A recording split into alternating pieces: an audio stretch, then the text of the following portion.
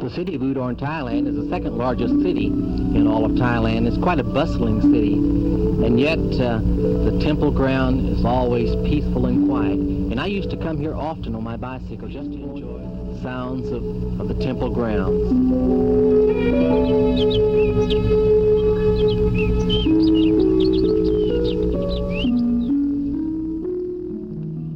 It's the custom in Thailand that every adult male, or every male in Thailand, should spend at least a portion of his life in the monastery serving as a monk. And the Thai male will shave his hair, shave his head with this bowl to collect food.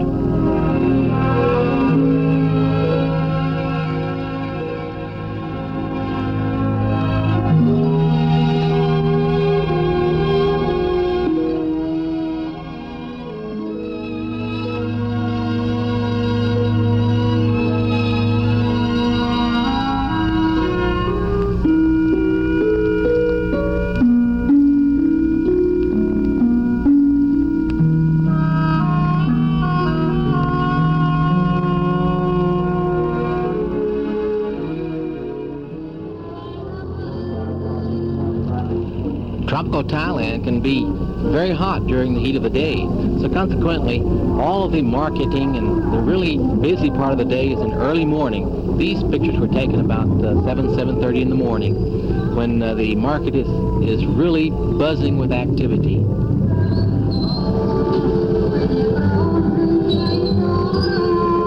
The Thais are great lovers of flowers, and you'll see a lot of flower vendors.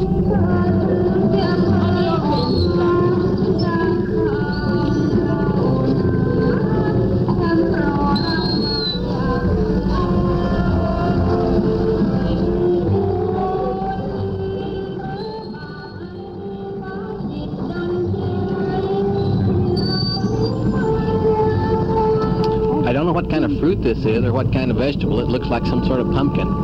You know, you can capture the sights and the sounds of the marketplace, but you can never recreate the smell. Now, this lady is barbecuing chicken. See, these halves of chickens are put on these bamboo slivers.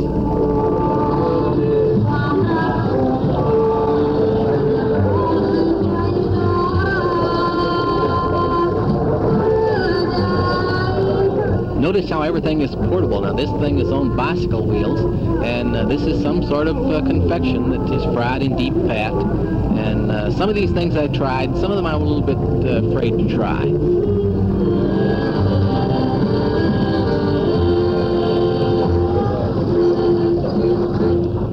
This is a coconut shredding machine.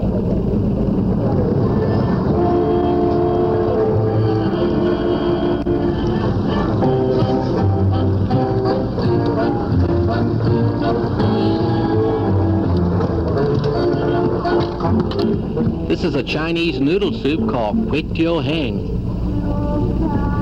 Thais are great lovers of onions, and you'll always see fresh onions on sale in the market.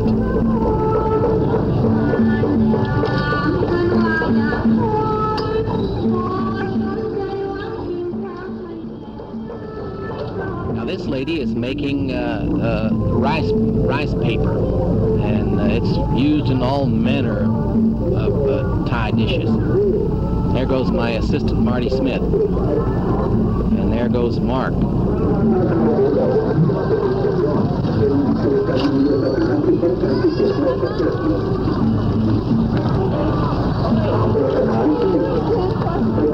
I have no idea what these things are. Some variety of tropical vegetable.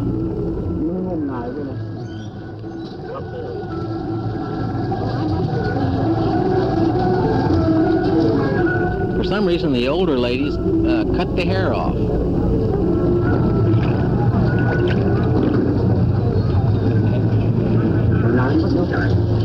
Now, this lady is tying a string around these centers of water lilies. I don't know, they call it lotus. Now, these These rice beetles here are highly prized. They call them bot bugs, and they cook them in various ways. Sometimes they boil them in salty water, and other times they make some sort of spicy dish out of them. This lady's cropped her hair off. Apparently they reach a stage in life, and the gals say, well, what the heck, cut it all off.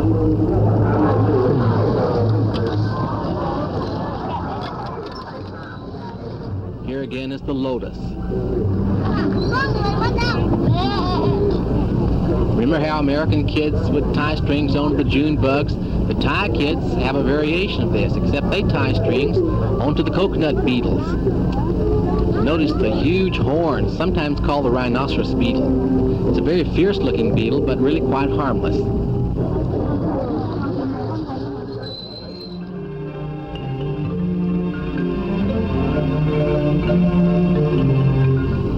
This was my special flower shop, and here was the flower lady who so many flowers each and every week. Every Saturday morning I'd hop on my bicycle in Udorn and would drive down to this place and would buy flowers from her.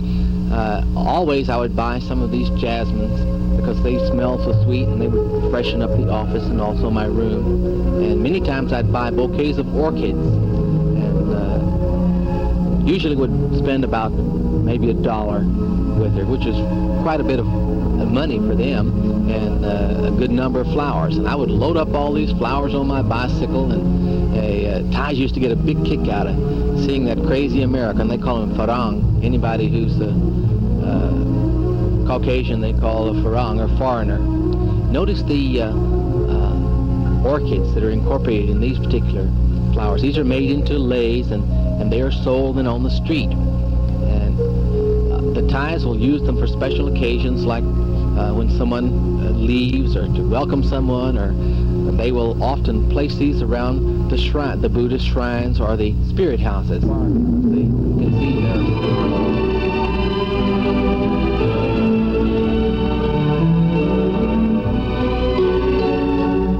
This little girl apparently is the daughter of the flower lady there. And so she wanted to be the model, and she tried to be serious, and finally she just couldn't take it anymore, and she had to bust out laughing.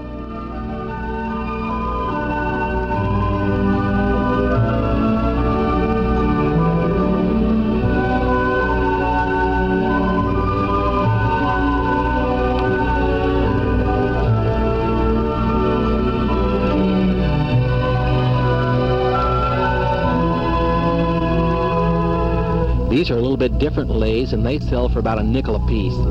Right next door was a delicatessen type thing with the barbecued chicken, barbecued fish, and the various kinds of bananas, and just everything imaginable. This is at the noodle shop, and this was my Thai clerk, and he would come here every noon to have either kway teo hang, which is the noodle soup, or today he's having a cow pot of fried rice.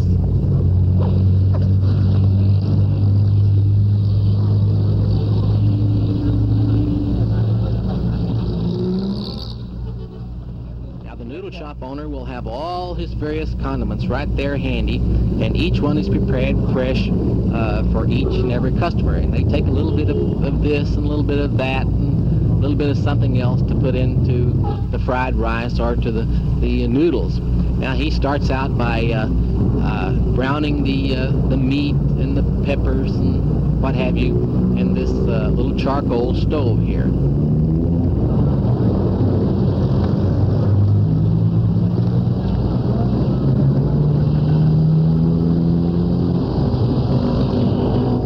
Then he fries the rice, and really it's delicious. Now this fried rice dish here will cost maybe 25 cents. The noodles cost you the equivalent of about 15 cents.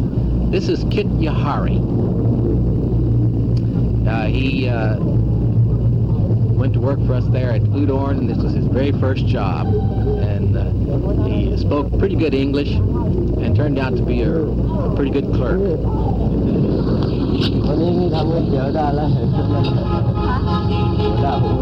Now after you get the fried rice back to your table, then there are various other condiments to be put on it. All nuts, more hot sauce, I don't know what all. โอ้ยเผ็ดหายไม่รู้อะไรต่ออะไร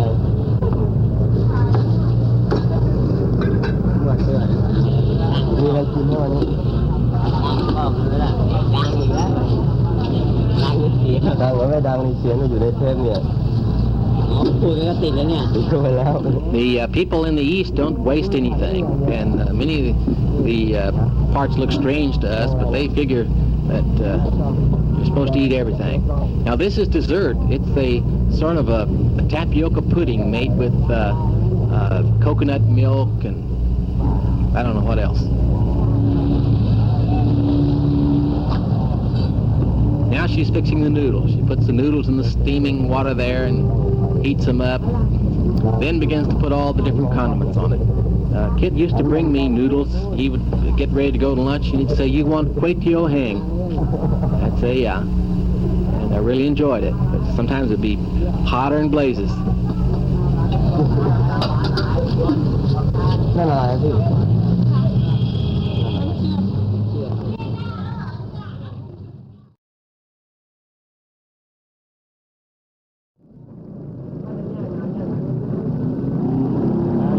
We're in Udorn, Thailand here. This fella is a real virtuoso on the cane, the Thai musical instrument. It's like a bamboo organ. He's a real virtuoso, so I wanted to play now.